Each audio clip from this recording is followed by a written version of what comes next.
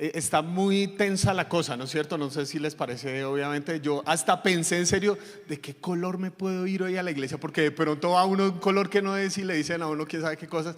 Está como muy tenso el ambiente, ¿verdad? Y Juan nos estuvo hablando hace 8 días de una idea muy importante que quiero hoy explorar un poquito más en profundidad. Por eso el título de esta prédica, no es de este mundo. Esta es mi idea central. Las formas o la forma como reaccionamos frente a la crisis demuestra lo que en realidad creemos. La manera como reaccionamos a veces intuitivamente frente a la crisis demuestra lo que en realidad creemos. Por ejemplo, una crisis económica. Nosotros podemos decir, no, mi proveedor es Dios, Él es el que me provee. Pero cuando viene una crisis económica, probablemente lo primero que acudimos no es a Dios. ¿Sí me explico? Entonces se está demostrando lo que en realidad creemos. Hace unos 6 años me invitaron a un evento en Indonesia, era para pastores jóvenes. Básicamente ellos pagaron casi todo para que yo pudiera estar allá. Reunía pastores jóvenes de todo el mundo para que pudiéramos hablar y conocer un poco de lo que estaba haciendo el Señor en otras latitudes. Para mí fue extraordinario. Era una semana el evento y un día de esa semana lo dedicábamos para la iglesia perseguida en el mundo. Lo cual era sorprendente para mí, porque yo pensaba que la iglesia perseguida, eso había quedado en el pasado. Pero hoy, mientras estamos hablando en este mismo momento, hay hermanos y hermanas de la fe que están siendo asesinados y torturados por causa del evangelio. Esa noche no permitían filmar, no permitían transmitir, no permitían tomar fotos, porque estas personas, si a alguien se le ocurría subir a sus redes sociales una fotografía, los gobiernos de esos lugares podían detectar a estas personas y cuando llegaran de nuevo a casa podían hacerles daño. Así de grave y de seria era la situación. Escuchamos a pastores que habían sido pastores durante muchos años en regímenes dictatoriales como los de China, Corea del Norte. Muchos de ellos ejercieron su ministerio en alcantarillas. En tuberías de alcantarillas se reunían grupos de 10, 12 personas y era tanto el compromiso de la gente con esto que solamente tenían una Biblia por el grupo de personas, se deshojaban la Biblia y se la repartían, y era tanto el compromiso de ellos con esto que si a la semana siguiente faltaba una persona, era probable que esa persona estuviera muerta, porque sabían que a esto no podían faltar. Pero el testimonio que más me impactó fue el de una jovencita. Tendría en ese momento mi edad, como unos 26, 27 años en ese momento. Pasa, saluda, dice su nombre, dice soy de Afganistán, y lo primero que hace en su introducción es pedir disculpas. Dice, hermanos, en realidad yo no soy ninguna heroína de la fe, yo solamente he estado presa por causa del evangelio 4 veces. Yo solamente he estado presa 4 veces por el evangelio. ¿Quién introduce así? ¿Quién dice un solamente preso 4 veces? Eso fue un cuestionamiento muy grande para mi fe. ¿Qué de mí? Porque yo soy una persona que le gusta la comodidad, ¿sí? Autopreservarse, estar bien. Yo soy de los que se resiente con Dios si las cosas no salen como yo quiero. Esa semana tuve la oportunidad de hablar con uno de estos pastores que había estado en la China, y él me hizo una pregunta que, créanme, que he pensado durante los últimos años. Me dijo, Miguel, ¿cuál es el reto de la iglesia en Colombia? Qué pregunta, ¿no? Porque a veces parece que invertimos nuestro tiempo en ver cuál es la iglesia más grande y cuál es el pastor con más seguidores en las redes sociales. Y parece que a veces el trabajo del pastor es mantener a la gente contenta para que no se ponga brava y por favor siga asistiendo. ¿Cuál es el reto? Después de escuchar a esos hermanos, yo llegué a la profunda convicción de que el mayor reto de la iglesia de Colombia es volver a ser como Jesús. Y Jesús dijo en uno de sus momentos de crisis, a punto de morir frente a Pilato, dijo en Juan capítulo 18 versículo 36, mi reino no es de este mundo, contestó Jesús. Si lo fuera, mis propios guardias pelearían para impedir que los judíos me arrestaran, pero mi reino no es de este mundo. Históricamente se ha leído muy mal en muchos sentidos este texto porque se piensa que como no es de este mundo es abstraerse de la realidad. O sea, que el reino de Jesús es un reino que va a empezar solamente después de que morimos. Pero eso no es así. Cuando Pedro, ¿se acuerdan que Jesús le pregunta, ¿quién dicen ustedes que soy yo? Pedro le dice, tú eres el Cristo, el Hijo de Dios. Cristo no es el apellido de Jesús, que algunas personas piensan que Jesús se llamaba Jesucristo. No, no es el apellido de Jesús. Cristo es el griego de una traducción de una palabra en hebreo que significa Mesías. Mesías, ¿lo han escuchado? ¿Y qué significa Mesías? Ungido. ¿Y qué significa ungido? ¿A quién unge uno? Al rey. Tú eres el rey. Y Jesús le dijo, sí, voy a ser el rey después de que ustedes se mueran. No. Jesús no le dijo, sí, pero voy a ser el rey solo de los cristianos. No. Jesús no le dijo, sí, pero Pedro, porque el rey es el César y de pronto nos toca tener cuidado. No, Jesús le dijo, eso te lo reveló mi Padre. Que Jesús tenga un reino significa que Él es el rey, pero este reino no es de este mundo. ¿Qué quiere decir eso?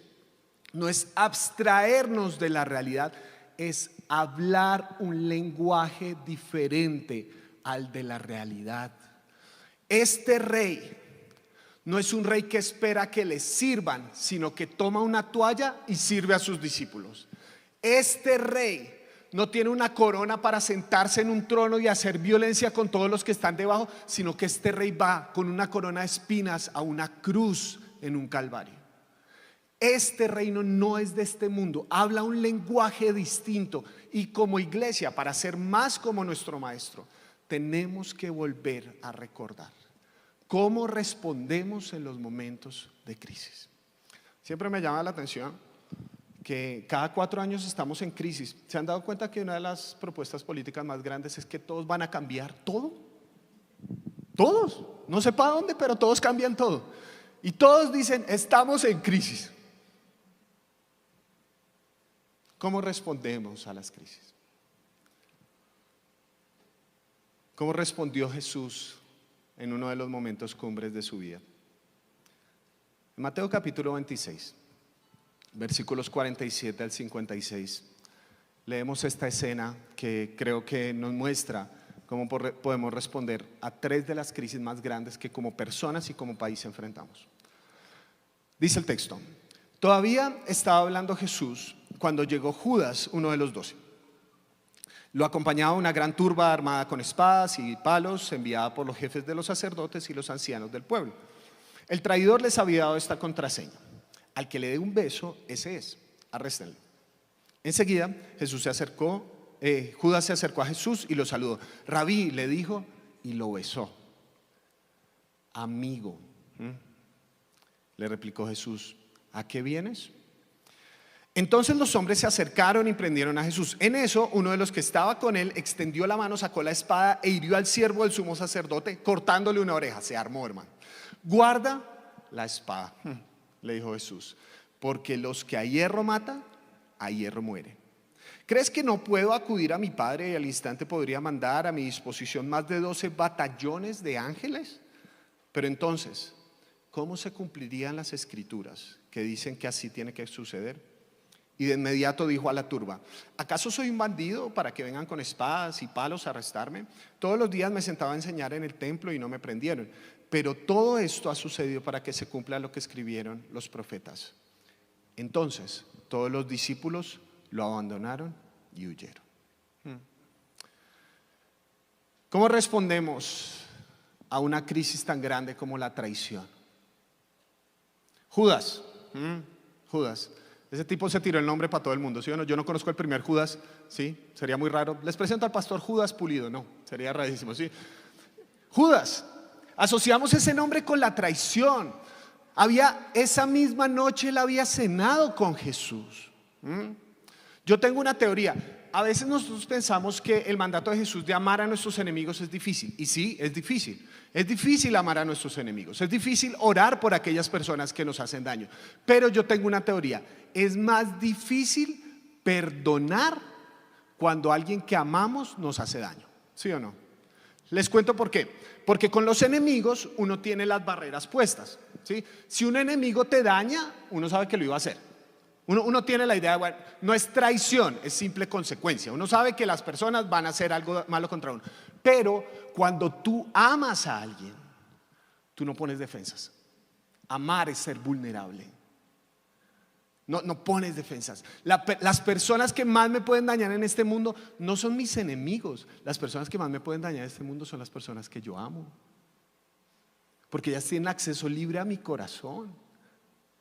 Jesús había caminado durante los anteriores 3 años con Judas. Y viene Judas y le da el frío beso de la traición. En nuestro país hemos sufrido muchas traiciones, ¿sí o no? A nivel individual, a nivel colectivo, ¿sí? Votamos por alguien y normalmente esas personas no cumplen lo que prometen, pero a nivel individual también tenemos ese dicho del vivo vive del bobo. Entonces en algún momento nos meten la puñalada trapera. ¿Cómo respondemos a la traición? Nuestra tendencia o la respuesta común cuando nos traicionan, ¿saben cuál es? El rencor y la amargura. El rencor y la amargura. Nos volvemos rencorosos y amargados. Y para eso es la idea como del cauchito. Bueno, un caucho, ¿cuál es su idea? Expandirse, ¿sí o no? Pero ¿qué pasa? No lo voy a romper porque me ve en la cara. ¿Qué pasa si rompo este caucho? La idea del caucho es amarrar varias cosas, ¿sí? Puede unir varias cosas, ¿sí? Entonces la confianza, como seres humanos nos expandimos cuando confiamos en alguien, cuando le damos nuestro corazón a alguien, crecemos, nos expandimos. Pero ¿qué pasa si alguien, qué decimos, rompe nuestra confianza? El caucho se contrae, ya no sirve para cobijar algo más. Eso es la amargura y el rencor. Una persona amargada tiene un mundo muy chiquito. Lo traicionaron tanto, le rompieron tanto el corazón que decidió contraerse en sí mismo. Y se hizo una promesa dentro del corazón: nunca nadie más me va a herir. ¿Y saben cuál es el problema de esa contracción? Que es probable que nunca te hieran, pero también es muy probable que nunca recibas el amor. C.S. Lewis decía que no se imaginaba el infierno como un gran lugar, sino como un lugar tan pequeño donde solo estoy yo. Esa es nuestra respuesta, ¿sí o no? La respuesta por lo general es responder con amargura, es responder con rabia.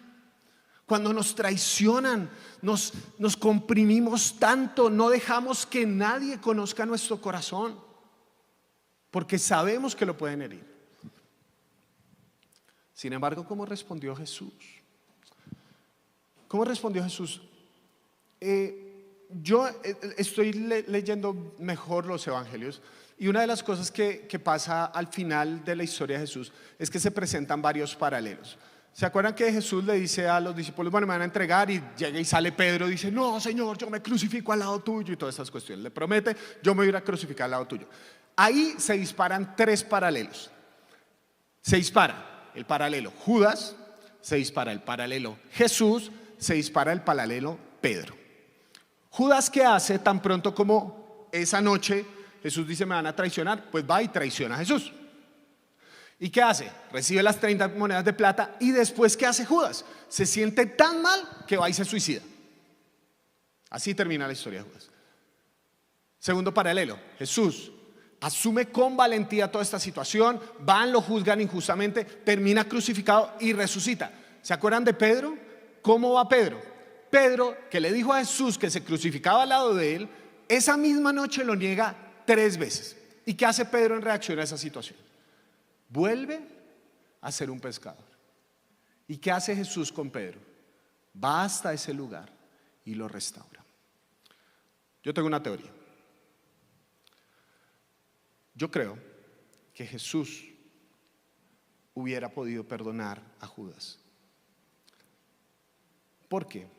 La traición de Judas fue venderlo, pero Pedro también traicionó a Jesús al negarlo. ¿Y qué hizo Jesús con Pedro? Lo restauró. Esa es mi primera razón. Y la segunda razón la encuentro en este texto. ¿Cuál es la palabra con la que Jesús se refiere a Judas después de que le da el beso de la traición? ¿Cómo le dice? Amigo.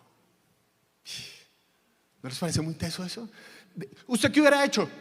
Viene Judas y lo besa. ¿Usted cómo le dice? Ay, mi hijo, fariseo, sí, o cualquier cosa, sí. ¿Cómo lo trató mi Jesús? Amigo. Amigo. El problema de Judas no es que Jesús no lo hubiera podido perdonar, es que él no se pudo perdonar a sí mismo. ¿Saben cómo enfrenta el reino que no es de este mundo la traición? La enfrenta con el perdón, y perdonar es impedirle a la amargura que eche raíces en nuestro corazón. Es negarse que lo que ellos me hicieron define mi gozo, define mi paz, mi tranquilidad. No, queridos hermanos, no se lo ganó. Judas no se lo ganó. El perdón no es un mérito del victimario. El perdón es una decisión de la víctima de decir: esto no es lo que va a definir el gozo de mi vida. ¿Lo necesitamos como país? Vean, y aquí yo no estoy abogando por la impunidad ni nada por el estilo. No. Pero nuestro país no necesita de verdad perdón. Porque la justicia en la Biblia no es simplemente punitiva. Nosotros estamos convencidos que si castigaran a las personas que han hecho daño, nuestro corazón va a estar mejor. Eso no es así.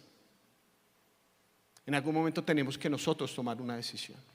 La justicia en la Biblia no es solamente punitiva, no castiga simplemente un comportamiento. La justicia en la Biblia es restaurativa. ¿No es eso lo que hizo Dios contigo? ¿Cómo te hizo? Te perdonó y te restauró. Te convirtió en una clase de persona distinta. Este reino responde con perdón a la traición. Dígame por favor si eso se va a lograr en el Congreso de la República, o en la Fiscalía, o en la Presidencia. Dígame si no es la iglesia el epicentro que el Señor quiere usar en este momento de la historia para hablar un lenguaje diferente al que hay en nuestro mundo. Y esto de la traición va muy ligado con este segundo aspecto, la violencia. La violencia. Entonces, bueno, capturan a Jesús y se dieron cuenta de la que se armó ahí, ¿no es cierto? Entonces llegan, lo capturan, y uno de los discípulos, dice el texto bíblico en el capítulo en Juan, que fue Pedro aparentemente, Pedro era bastante emocional, le corta la oreja a un hombre que se llamaba Malco. O sea, súper detallado es el evangelio de Juan. ¿Y saben qué hace Jesús? Eso no está aquí en Mateo, pero ¿saben qué hace Jesús con esa persona a la que le cortaron la oreja? Se la vuelve a poner. Pero hay un elemento más importante. Ellos sacan la espada y van a defender a Jesús, porque ¿cómo se pueden meter con Jesús? ¿Y qué es la reacción de Jesús cuando un discípulo de él quiere utilizar la violencia para responder a la violencia? Le dice: detente. Nuestra tendencia como seres humanos, la respuesta común frente a la violencia, ¿cuál es? La venganza. La venganza. Y la venganza es como el ping pong. Tengo por aquí unos jugadores de ping pong buenísimos. Listo. ¿Cuál es la teoría del ping pong? ¿Han jugado ping pong? Básicamente no dejarla caer. ¿Y cómo no la deja uno caer? Devolviendo. Si me dan duro, pues yo doy más duro. Si me dan con efecto, pues yo le pongo más efecto. ¿Y cuál es el propósito del ping pong? No dejarla caer de mi lado. ¿Sí o no? ¿No es eso la venganza? Díganme uno cuándo está a cuentas con la venganza. Díganme ustedes cuándo alguien se ha vengado y ha dicho: ¿saben qué? Eso que me acaba de hacer esa persona en retaliación por mis actos es absolutamente proporcional a lo que yo hice en primera instancia, así que quedamos a paz. ¿Cuándo queda uno a paz con la venganza? Es que uno no quiere quedar en paz, uno quiere dar una lección, ¿sí o no? Que si me dijeron A, yo le digo A y B. Que si me dijeron A, B, yo respondo A, B y C. ¿Cuándo va a ser suficiente? Cuando decidimos vengarnos constantemente. Nunca. Por eso, alguien tiene que tener la valentía de decir: guarda la espada. Es decir, esto se acabó. Recuerda suscribirte para no perderte ningún video. Ahora vamos con el cierre del mensaje. Y para eso se requiere un gran poder. Vean que Jesús lo dice. ¿No crees que tengo unos 12 batallones de ángeles? 12 batallones de ángeles. Que yo les doy mi orden y estos manes reinician la creación. Dígame si usted tuviera semejante poder, ¿qué haría? Yo lo uso, ¿sí o no? Yo lo uso. ¿Para qué se requiere más poder? ¿Para usar semejante fuerza o teniendo semejante fuerza me abstengo de utilizarla por un bien mayor? El verdadero poder radica en detener la violencia como lenguaje, decir hasta aquí. Vivimos en una sociedad que ha estado alimentada constantemente por el deseo de la venganza. Llevamos décadas en una guerra absurda y sigue la guerra absurda. ¿Y cómo empezó todo? Con unas personas que respondieron a la violencia que estaban experimentando. ¿Cómo? Con más violencia. Y cuando esta violencia creció, ¿cómo respondieron estas otras personas de este otro bando a la violencia? Con más violencia. Y díganme por favor, si uno no termina pareciéndose a aquello que tanto criticó cuando decide hablar el lenguaje de la violencia. Muy interesantemente, tanto guerrilleros como paramilitares han hecho masacres, secuestros, han matado personas inocentes. ¿Por qué? Porque uno se parece a aquello que tanto critica si sigue hablando su mismo lenguaje. Por eso Jesús dice: mi reino no es de este mundo. Este es un rey. En Roma, la Pax Romana era con espada. ¿Saben cómo funcionaba la Pax Romana? Ellos llegaban y conquistaban un pueblo y le dices: ¿tú quieres servir al César? No. ¡Pum! Le cortaban la cabeza. Y uno, uy. ¿Y usted quiere servir al César? No, pues sí. Bueno, tiene paz. No, pues así, ¿quién no va a tener paz? Pero mi reino no es de este mundo. Jesús no usó la violencia, absorbió la violencia sobre sí y en una cruz dijo: Padre, perdónalos porque no saben lo que hacen. Necesitamos hablar un lenguaje diferente y por favor no ridiculicemos el ser agentes de paz, no lo ridiculicemos. Entonces eso quiere decir que lo peguen a uno y uno se quede callado. No, Señor, vea lo que hace el Señor Jesús.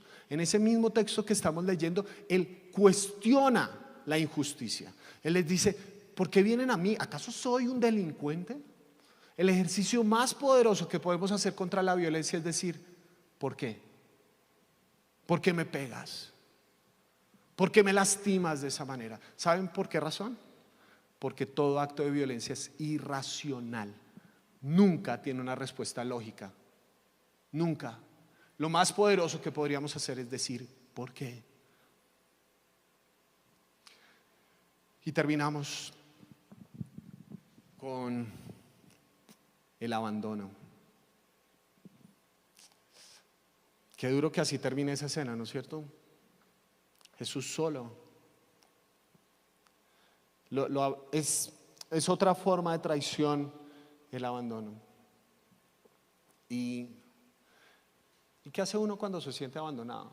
El abandono, o más bien la experiencia de soledad, yo me he dado cuenta que no es la falta de personas a nuestro alrededor, ¿verdad? Porque hay gente que tiene muchas personas a su alrededor y aún así se siente sola. De hecho, entre los jóvenes hoy en día algunas de las situaciones emocionales más fuertes: depresión, ansiedad, pero también ¿saben cuál?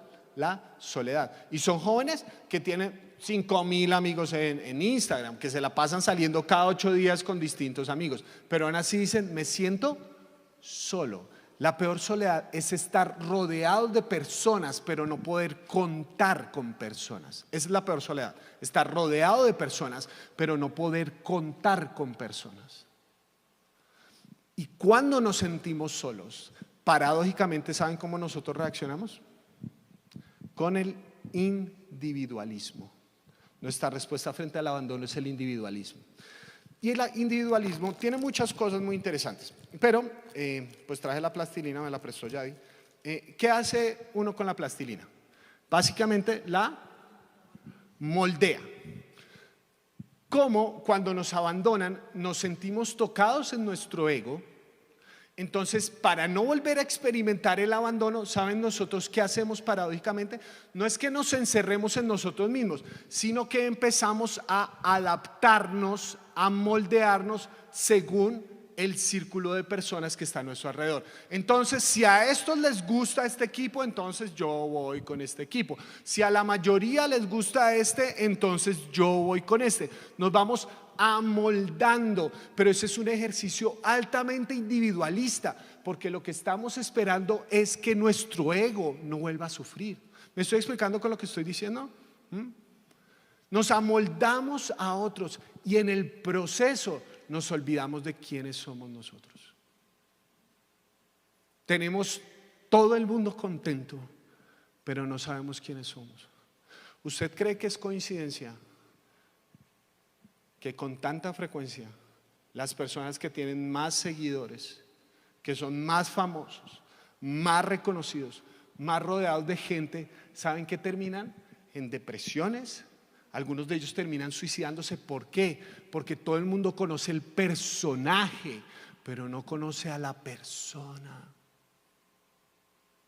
Por ese temor al abandono respondieron con tanto individualismo de amoldarse a lo que la gente quería. ¿Y cómo responde Jesús? ¿Cómo responde Jesús, por favor, a esto? Para mí es clave esa parte que leímos que dice: todo esto es para que se cumplieran las escrituras. Es decir, Jesús a la soledad, al abandono. Porque este mundo es duro, hermano. Sí, nos van a traicionar. Yo no te puedo prometer, nunca nadie te va a traicionar. No, y es muy probable que hasta yo lo traicione usted sin ganas, pero de pronto lo traiciono. Lo lastimo a personas. Vivimos en este mundo. Entonces la respuesta no es no abandonar. No, sino cómo puedo atravesar mejor la soledad, cómo puedo atravesar mejor esas experiencias de crisis dolorosas. Jesús enfrentó la soledad con un sentido de misión. Es decir, tenemos que recordar que la historia no se trata de mí. Esta historia no se trata de Miguel Pulido. El mundo no gira en torno a mí. Todas las cosas no fueron creadas por mí y para mí, fueron creadas por Él y para Él. La historia es para Él. Él vino a este mundo para rescatarnos. El epicentro de la historia no es Miguel Ángel Pulido, el epicentro de la historia es Jesús de Nazaret. Hermanos, ¿se dan cuenta cómo esto rompe nuestro individualismo incluso al acercarnos a Jesús?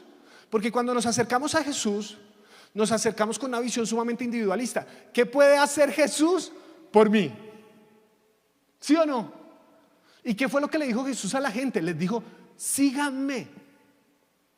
Y nos resentimos con Jesús cuando Él no hace las cosas como yo quiero. ¿Se dan cuenta esa visión tan individualista? Con razón no maduramos espiritualmente, porque seguimos pensando que la historia se trata de mi bienestar. Es que la historia no es por mí, para mí, es por Él y para Él. Hay un sentido de misión más grande. Y estos discípulos, eso es lo que me llama la atención de la gracia de Dios. Estos discípulos que abandonaron esa misión, que le dieron la espalda a Jesús. Mateo sabe cómo termina. Con Jesús yendo a buscar a esos discípulos y dándole lo que nosotros llamamos la gran comisión: vayan por todo el mundo y prediquen el evangelio a toda criatura. Eso es misión, hermano. ¿Sabe usted por qué se siente tan solo? Porque no tiene una misión, o tiene una misión demasiado pequeña. Mi felicidad. Necesitamos una misión más grande. Necesitamos la misión de Jesús. Bueno, y a partir de ahora van a vetar este video en YouTube. ¿Saben cuál fue el problema de la iglesia en la política colombiana? Que le tocaron el ego. Tan pronto como los candidatos supieron cuál es nuestra visión individualista del mundo, se agarraron de ahí. Tan pronto como nos tocaron nuestros valores, tan pronto como medio amenazaron nuestra economía, ¡puf!, los disparamos. ¿Sí o no? Ahí sí respondimos. Ay, sí, la iglesia del Señor tiene que pronunciarse. Esta semana puse en mis redes sociales, porque me gusta picarle la lengua a la gente. Yo le dije, ¿quién? O sea, la gente está diciendo, ¿qué clase de cristiano vota por? ¿Quién dijo que mi fe la define un tarjetón? No, mi fe lo define mi forma de vivir. Y la gente, porque los cristianos somos muy especiales en las redes sociales, son súper amorosos, súper chéveres. Eso hay unos que hasta han cuestionado mi paternidad, ¿no? ¿Qué clase de papá? Sí, pobrecitos mis hijos, la verdad. ¿Qué clase de padre es este? No sé qué. Y la gente es sensible porque no saben de qué bando soy. La gente me dice, pero es que usted es petrista, usted es fajardista, usted es fiquista. Y yo les digo, no, yo soy cristiano en la medida de lo posible y fin de la historia y ya. Y la gente reacciona, ¿no? Como con bilis, como con tan pronto nos toca nuestro ego.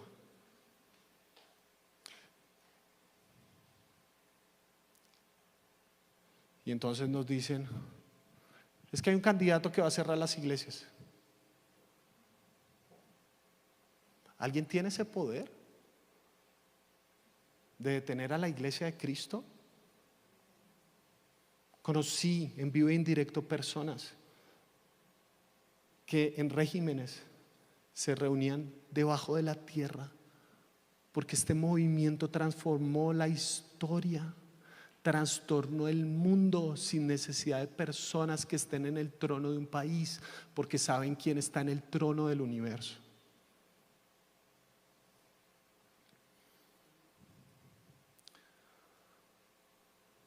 Mi oración es que como iglesia hoy podamos recordar, sí, vayan y voten por el que se lee, el que usted quiera. Igual lo voy a seguir queriendo. Vote por el que quiera. Pero mi misión en este mundo es más grande que elegir un presidente. Mi misión en este mundo es seguir al Rey del universo. Y el Rey del universo, su reino no es de este mundo. Dígame si no es la iglesia, por favor, la que puede hacer la diferencia en nuestro país. Prometemos el cambio cuando el cambio estaba aquí todo el tiempo.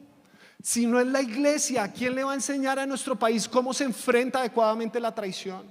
Si no es la iglesia, entonces ¿quién le va a enseñar a nuestro país cómo se enfrenta la violencia? Si no es la iglesia, los seguidores de este Rey Jesús, ¿quién le va a enseñar a nuestro país cómo se enfrenta el abandono? Ese es nuestro trabajo hoy en día. Y en lugar de eso nos estamos dividiendo por quién vota por quién, cuando deberíamos haber apuntado al mismo Rey. Ese es el trabajo profético de la iglesia. Porque solo un reino que no es de este mundo puede transformar el mundo. Cuando estuve organizando este sermón, yo siempre me pregunto cómo debe terminar un sermón. Y hay sermones que la gente termina como animada, chévere, contenta, y salen diciendo, Miguel, qué sermón tan bacano. Y hay otros que la gente sale como con ganas de pegarme. Es muy probable que salgan con ganas de pegarme. Y yo espero, mi oración toda la semana fue, Señor, que yo pueda en tu misericordia poner una semillita de inquietud para que tu iglesia pueda retomar su misión en este mundo. Hace casi un año lancé este libro y escribí en uno de los capítulos sobre la política. Y quisiera terminar este sermón con dos cosas. Uno, voy a leer la parte final del capítulo sobre política, que se llama Levítico, urnas y púlpitos. Y después vamos a escuchar, y espero que la podamos escuchar con un corazón de recibir la exhortación de Dios. Una canción que yo he puesto varias veces aquí, que se llama Sal, que escribió Alex San Pedro, que es un llamado de Dios a la iglesia que volvamos a ser la sal de la tierra y la luz de este mundo. Leo y después escuchamos la canción. La independencia es fundamental si la iglesia quiere mantener la posibilidad de criticar aquello que está manchado por el mal y aplaudir lo que tiene virtud. El trabajo de los profetas nunca fue lamer las botas del rey. Claro, había profetas que le decían al rey lo que quería oír, pero eran los falsos profetas. Hablaban por dinero, no por designio de Dios. Nosotros hacemos parte de un linaje de personas que tuvieron la facultad de contradecir el poder y denunciar sin ningún temor sus inconsistencias. Se mantuvieron de pie mientras los demás se arrodillaban. Sin embargo, en algún momento del camino llegamos a la terrible conclusión que influencia y poder eran sinónimos. Qué equivocados estamos. Nuestra vocación sagrada como comunidad de fe no fue sentarnos en el trono, sino señalar siempre al verdadero trono. Porque todo poder existente es relativo, temporal y pálido en comparación con el verdadero Rey del universo. En el momento en que nos deslumbramos con la idea de que nuestro voto va a quitar y poner reyes, olvidamos que nuestra influencia radica en lo sencillo, en lo pequeño, en lo cotidiano, en lo débil. Somos comparados con semillas, ovejas, levaduras, sal y siervos que voluntariamente son los últimos y no los primeros. ¿Suena poderoso? Creo que no. ¿Pero es influyente? Claro que sí. No debemos meternos en la desquiciada carrera de llegar al poder, porque ese nunca fue nuestro propósito. La iglesia ha sido llamada para trastornar este mundo, enfrentando las mismas puertas del infierno en ese proceso. Y ni siquiera eso la va a detener. No la ha detenido ni la detendrá. Pero tengo el temor de que no sea el infierno el que nos inmovilice, sino que nosotros mismos nos hayamos detenido. Cuando aspiramos a sentarnos en tronos, olvidamos trasegar el camino que nos corresponde. La Iglesia de Cristo puede alterar el curso de su país y para eso nunca ha necesitado ningún partido o candidato político, porque la Iglesia ya tiene un rey.